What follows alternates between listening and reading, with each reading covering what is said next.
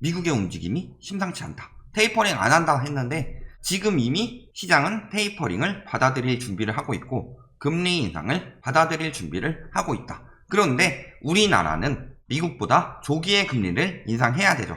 미국보다 부동산 거품은 훨씬 더 많이 쌓였다. 부동산뿐만이 아니라 자산들에 대한 전반적인 투기 심리가 굉장히 강하죠.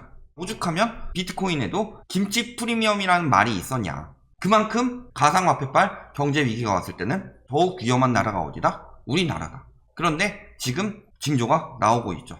5% 폭등했대요. 미국 물가. 소비자 물가예요. 조기 테이퍼링 힘 받나? 근데 조기 테이퍼링은 이미 거의 테이퍼링 들어가고 있죠. 테이퍼링은 이미 들어가고 있다고 그랬어요. 회사채 매각하고 있다고 그랬죠. 정부에서 나라에 돈을 공급하기 위해서 채권을 사고 화폐를 공급한 거죠. 그런데 매각했으면 채권을 팔고 다시 화폐를 걷어들이는 상황이죠. 이게 이미 테이퍼링이다.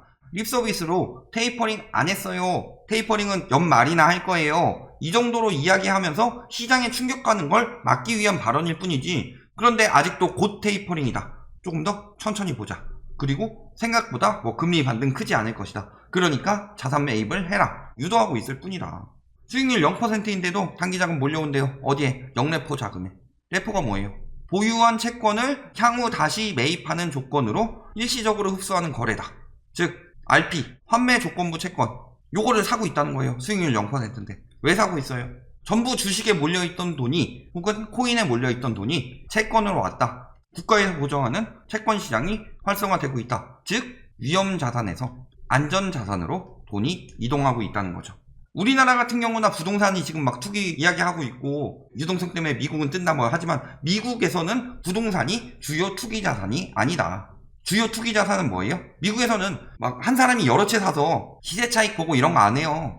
회사 같은 데서 여러 채 사가지고 월세 돌려서 수익률을 올리지. 미국에서는 대표적으로 위험자산이 주식이고 대표적인 안전자산이 채권이죠. 근데 주식에서 채권으로 돈이 이동하고 있다. 우리나라 채권도 엄청나게 사들이고 있어요. 지금 채권 금리가 계속 올라가다 멈춘 이유 뭔지 아세요? 채권 가치가 올라가서 그래요. 채권 가치가 왜 올라가냐? 사람들이 채권을 사니까. 즉 외국인들은 이미 주식에서 채권 시장으로 갈아타고 있다. 발빠르게. 특히 미국 시장에서. 영래포 자금 유입 이러다가 금리 떨어지고 나서 쭉 이러다가 갑자기 확 올라가고 있죠. 여태까지 영래포에 자금이 저렇게 몰려왔을 때는 항상 금융위기 터지기 직전이거나 보통 그렇게 됐었죠. 20년 초에도 딱 이야기하는 거 그대로 나오죠. 이렇게 되는 상황에서 갑자기 금리 떨어뜨리니까 이렇게 갔다가 20년에 다시 금리 올라갈 거라고 예측하고 사람들이 샀다. 근데 여기서 코로나 터져버렸죠. 그리고 변동성 위험 때문에 또 사람들이 산 것도 있고. 근데 지금은 그때 이상이다. 엄청나게 많은 유동성이 회수될 것이다. 과거와는 다르다. 훨씬 더 많이 퍼뜨렸기 때문에. 근데 그 많이 퍼뜨린 게 언제 퍼뜨렸냐? 리먼 때부터 시작이 됐었죠. 리먼 브라더스 터지고 나서 돈 풀어서 살렸다. 왜? 그 전까지는 그런 방법을 안 썼는데 이제는 돈 풀어서 살리니까 되더라. 그게 가장 좋은 방법이다 라고 했는데 그 부작용이 이번에는 제대로 드러나고 있기 때문이죠.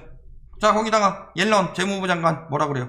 금리 인상하는 게 미국 경제에 좋다. 이 정도까지 발언이 나왔으면 금리 인상 한다는 얘기예요.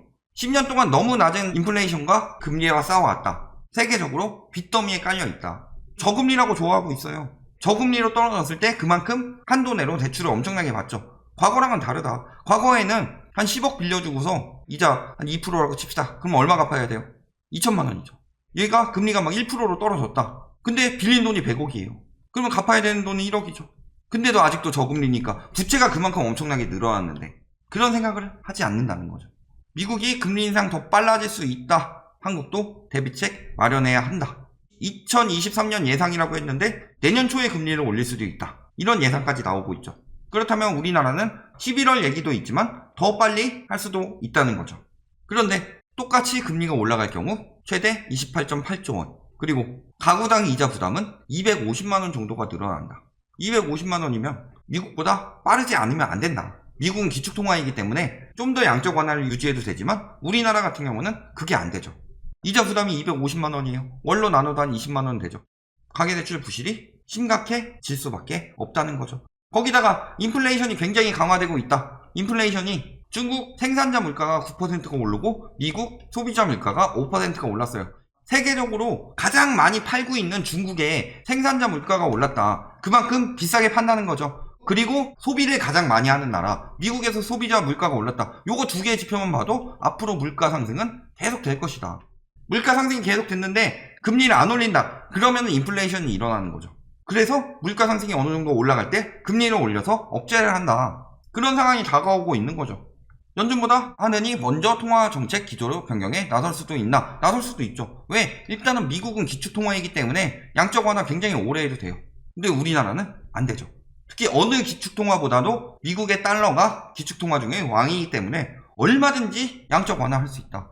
그래서 미국이 양적 완화 엄청 많이 하는 거는 어쩔 수 없어요. 얘네는 세계적으로 소비국이죠.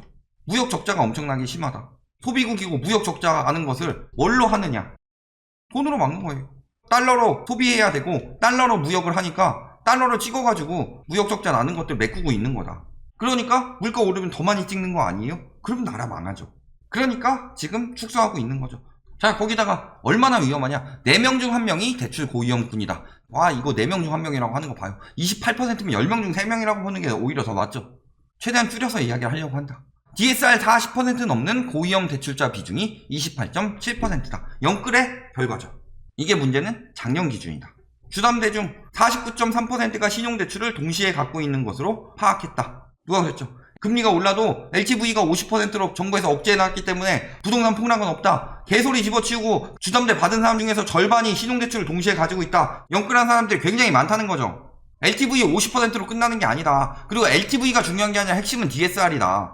DSR이 40%면은 월급의 40%가 빚 갚는데 나가는 거예요. 300만원 벌면은 얼마 나가는 거예요? DSR로만? 120만원 나가는 거다. 그럼 300만원 버는 사람은 180만원만 쓰고 사는 거예요. 근데 지금 집값 더 올라봐요. 돼요? DSR 20%가 넘어가면 하우스 푸어예요. 근데 40%가 넘는 게 4분의 1이다 이미.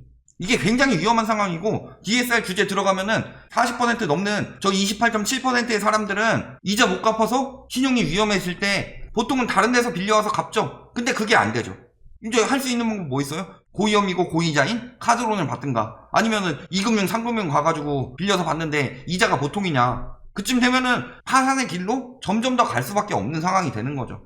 그래서 지금 굉장히 위험하다. 금리 인상이 100명 중 28명 29명이 대출이 40% 이상이 굉장히 고위험군인데, 자, 여기다가 부채 증가 속도는 엄청나게 빠릅니다. 가계부채 터지면 어느 나라보다 우리나라가 가장 크게 터진다. 왜? 높은 건 둘째치고 급격히 상승했다. 문제는 전세보증금 항상 이야기하죠. 요거 더하면 더 위험하다고 그랬어요? 아니, 이자도 안 내는 전세보증금이 뭐가 위험해? 잘 생각해 봅시다. 우리나라가 전세제도 때문에 더 위험해질 수 있는 거. 집값이 폭락해요. 10억짜리 집을 샀는데 얘가 8억짜리 전세를 넣고 2억으로 갭투기 들어갔어요. 근데 집값이 한 3억 떨어져 봐요. 그러면 이 사람이 전세보증금을 돌려줄 가능성도 물론 있죠. 양심적인 사람이라면. 그런데 계획적으로 기획파산하는 사람들 있죠. 기획파산하는 경우 어떻게 해요? 집만 무너지는 게 아니라 여기 전세보증금 가지고 있는 사람도 같이 무너진다. 그러면은 이게 전세보증보험 되는 집 같은 경우는 괜찮겠죠? 그렇지만 그 되는 집 같은 경우는 그 부담이 허그한테 넘어가죠. 안 되는 경우는 이 사람도 전세자금 대출을 받았는데 전세보증보험은 안 됐어요. 경매에 나갔는데 못 갚고. 그러면 이 부실이 어디로 간다? 은행으로 간다. 그러면 은행이 부실해지면은 그 피해는 누구한테 돌아가요? 은행 예금자들한테. 무너지지 않으면 괜찮지만 리먼 브라더스처럼 무너져봐라. 금융권 연쇄 부실이 갈 수 있다는 거죠. 금융권 연쇄 부실이 가게 되면 예금자들한테 뭐 못 돌려준다 이 정도까지는 아니더라도 망해서 예금금리는 올리기 힘들어지고 대출금리는 점점 더 빡세게 받겠죠. 손해 메꾸려면. 그러면 손해보는 사람들이 누구냐? 나머지 대다수의 국민들이에요. 이 와중에도 지들 이득 보려고 수수료 몇 푼 받아보겠다고 집값 오르니까 분양받으세요 하고 있는 거다. 아주 매국노들이죠. 자, 거기다 변동금리가 73%입니다. 대출 중에서 2년 9개월 새 최고죠. 변동금리 대출이 높으면 뭐가 위험해요? 금리 인상되면 즉시 영향 받죠. 변동금리는. 고정금리도 영향 아예 안 받진 않아요. 변동금리 올라가는 거 봐봐요. 73%다. 은행권에서 왜 변동금리로 내줄까요? 자꾸 금리 올라갈 것 같으니까. 그러니까 변동금리를 내주는 거예요. 금리 너무 낮으니까 지금. 자, 거기다가 한 번만 올린대요. 한두 번 올려도 긴축 아니라고 그랬죠. 왜? 18년 11월 금리 올리기 시작했죠. 1.75%까지. 그리고 9년 7월부터 금리 다시 내리기 시작했죠. 7월과 9월 두 차례에 걸쳐서 1.25%까지 내렸다. 그 다음에 20년 3월 5월에 0.5%까지 내렸죠. 자, 그렇다면은 B컷 한 것만큼 올리지 않는다면 보통 두 번 올리면 0.25%까지 올리기 때문에 1%다. 그러면은 코로나 이전 수준도 안 되는 거예요.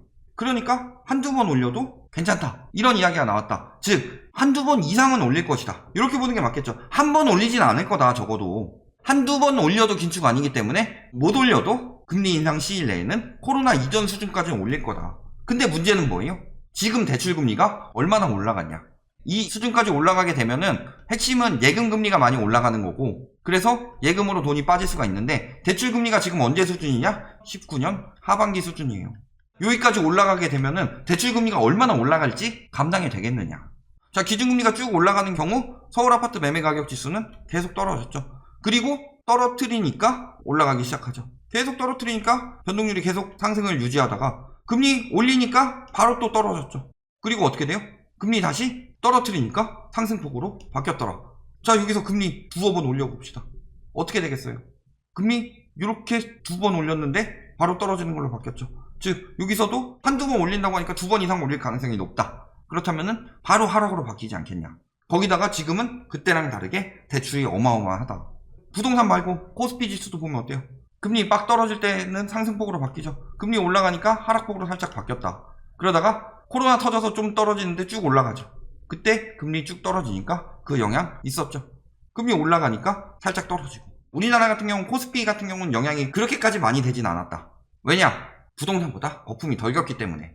그렇지만 전반적으로 이런 식으로 유지되다가 갑자기 이렇게 튀었다. 요건 좀 위험하죠. 공부 잘해서 미래 유망한 곳에 가치 투자 들어가면 모를까. 그냥 동학개미 운동하면서 단타 들어가면 망한다는 거죠. 이미 다 작년에 상승장에서 증명이 됐다. 그건.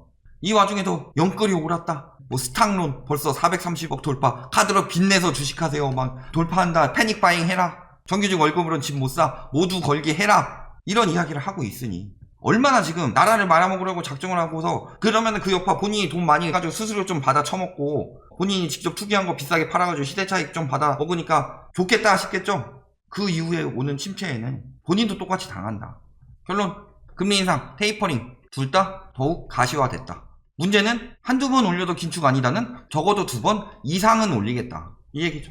근데 금리 두 번 이상 오르고 항상 떨어지는 시장 나타났고, 거기다 가계부채 수위가 굉장히 위험하기 때문에 다른 나라보다 굉장히 큰 여파를 맞게 될 것이다. 그 중에서 거품이 많이 낀 자산일수록 여파를 크게 맞는데, 이미 코인은 한번 터졌고 부동산이야말로 제대로 역풍을 맞을 수밖에 없다. 특히 부동산 같은 경우는 황금성이 떨어지기 때문에 그때는 조금 싸게 금매로 팔면 되지, 금매로 내도 안 사는 순간이 온다. 그때쯤 되면은 진짜 위험하다. 그래도 조금 올랐고 오른 가격보다 좀 저렴하게 팔면 된다, 아니한 생각을 가지고 있는 순간 황금성 때문에 크게 말아먹을 수 있다. 요거 꼭 알아두시기 바랍니다.